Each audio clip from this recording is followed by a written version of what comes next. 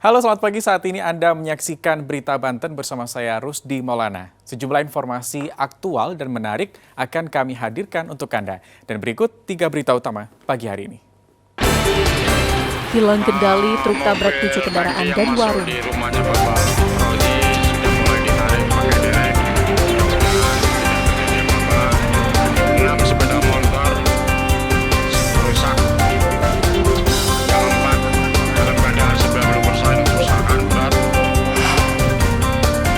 Gagal menyalip minibus tabrak truk tangki air.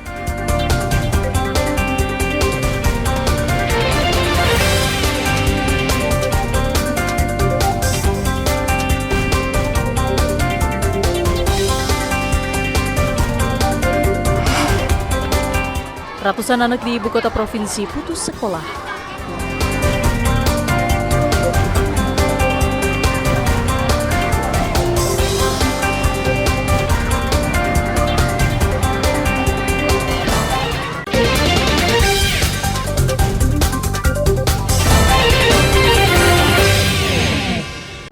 Kecelakaan beruntun yang melibatkan 8 kendaraan terjadi di Jalan Raya Serang, Jakarta, tepatnya di Desa Cisaid, Kecamatan Keragilan, Kabupaten Serang.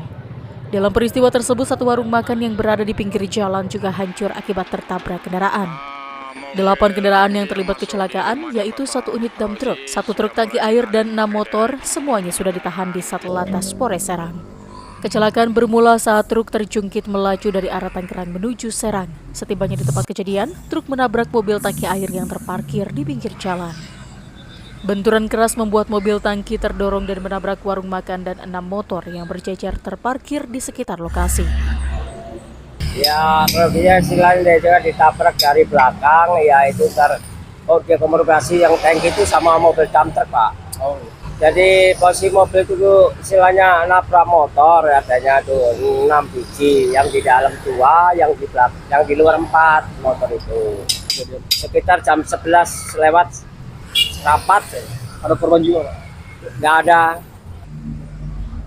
Kasus kecelakaan ini kini masih dalam penanganan unit Laka-Lantas Polres. Ariel Maranus dan Ahmad Sayuti melaporkan dari Kabupaten Serang.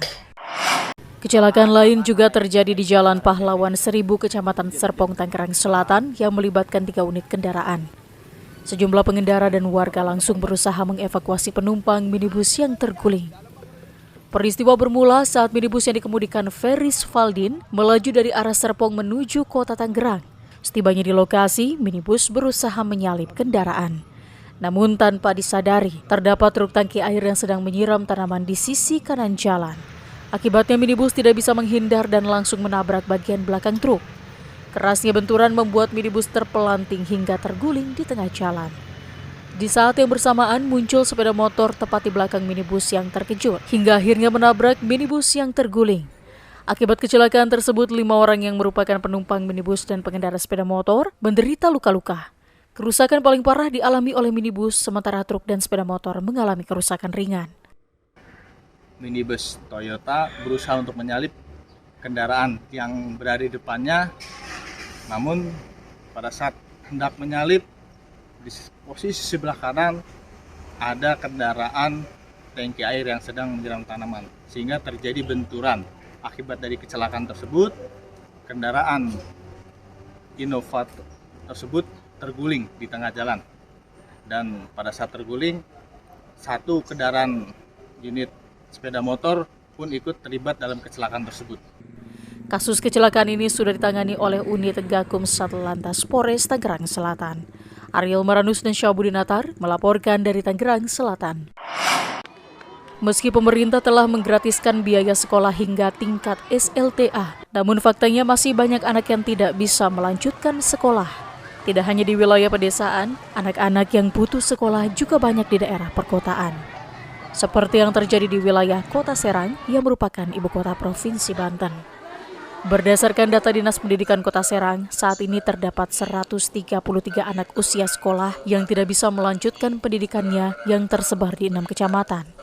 Mereka tidak bisa melanjutkan sekolah baik untuk tingkat SD, SMP, maupun SMA. Untuk mengatasi permasalahan itu, Pemkot Serang telah bekerja sama dengan USAID. Saya yakin di Kota Serang ini bukan 133. yang tidak sekolah, mungkin lebih. Oleh karena itu saya berharap kepada lurah, camat untuk segera memberikan data yang valid dari masing-masing wilayahnya dan segera kembalikan kalau masih anak usia sekolah, kembalikan ke sekolah. Meski biaya sekolah ditanggung melalui dana BOS, namun beberapa tidak mampu membeli seragam sekolah. Ini juga kita info dari Pak RT, katanya tolong anak ini banyak sekolah sebelumnya karena orang tuanya tidak mampu belajar belakang. Dinas Pendidikan akan terus melakukan monitoring untuk memastikan anak-anak tersebut bisa kembali ke sekolah. Dinas Pendidikan itu akan merekap data itu sampai akhir tahun 2023 ini, dan langkah ke depan tentu di Kota Serang juga untuk mengusulkan program tersebut ke pemerintah Kota Serang supaya punya dana tersendiri. Pemkot menargetkan seluruh anak yang masih usia sekolah bisa mendapatkan pendidikan hingga jenjang SMA. Ariel Maranus dan Fajri Munawir melaporkan dari Kota Serang. Petugas gabungan dari Samsat Cikokol beserta Satuan Lalu Lintas Polres Metro Tangerang Kota dan Jasa Raharja menggelar razia pajak kendaraan di Jalan Kalibayur, Karawaci, Kota Tangerang. Petugas gabungan memeriksa surat tanda nomor kendaraan atau STNK, berikut kelengkapan lainnya. Namun banyak pengendara motor yang kabur dengan nekat melintas jembatan kecil menuju jalan setapak untuk menghindari pemeriksaan kelengkapan berkendara. Dalam razia tersebut sebanyak 80 kendaraan baik roda 2 maupun roda 4 terjaring dan langsung diberikan sanksi tilang. Menurut Kepala UPTD Samsat Cikokol, razia pajak kendaraan ini digelar untuk meningkatkan pendapatan asli daerah atau PAD dengan melibatkan petugas Satlantas Polres Metro Tangerang Kota dan Jasa Raharja. Ya, targetnya kita sebenarnya cukup besar Pak ya, cukup besar, dan kita berupaya terus, bukan hanya berhenti pada hari ini dan kemarin. Setiap bulan kita akan lakukan terus razia dan inovasi lain, kita turun ke masyarakat, ke perusahaan dan sebagainya.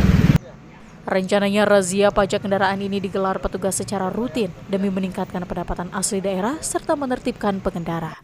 Ariel Maranus dan Taufik Saleh melaporkan dari Kota Tangerang.